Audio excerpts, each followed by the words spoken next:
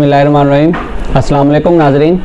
आज मैं आपको बताऊंगा विटामिन ए डेफिशिएंसी डिसऑर्डर, यानी विटामिन ए की कमी से होने वाले मसाइल।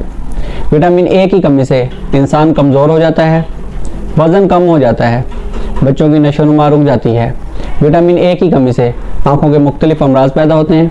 विटामिन ए की कमी से नज़र कमज़ोर हो जाती है, नाइट ब्लाइंडनेस की बीमारी हो जाती है। इसमें बच्चे रात को देख नहीं सकते, उनको नज़र आना बंद हो जाता है।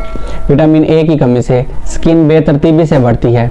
सांस की नाली की इन्फेक्शन, खुराक की नाली की इन्फेक्शन, पेशाब की नाली की इन्फेक्शन हो जाती है। विटामिन ए की कमी से दांतों और हड्डियों के असाब मुतासिर होते हैं। विटामिन ए की कमी से जल्द खुश्क हो जाती है। विटामिन ए की कमी से तौलीदी अज़्ज़ा के अफ़ाल मुतासिर होते हैं। अब मैं आपको बताऊंगा विटामिन ए से भरपूर ग़िज़ाएँ।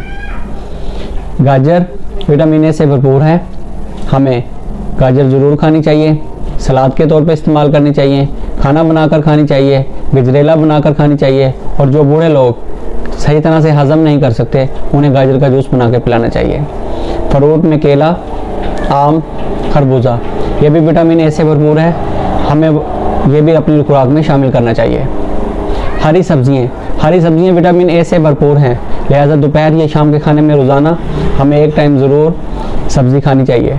अंडे की जर्दी में भी विटामिन ए पाया जाता है, लिहाजा 1 साल के बच्चे को भी एक दिन में 1 अंडा ज़रूर खिलाना चाहिए। कलेजी भी विटामिन ए से भरपूर है, लिहाजा हफ्ते में 1 बार कलेजी ज़रूर खानी चाहिए।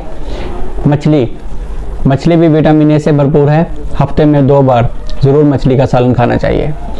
नाज़रीन, हम ये सब खुराक अगर खाएं तो हम मुख्तलिफ बीमारियों से भी बच सकते हैं और विटामिन ए की कमी से होने वाले मसाइल से भी बच सकते हैं।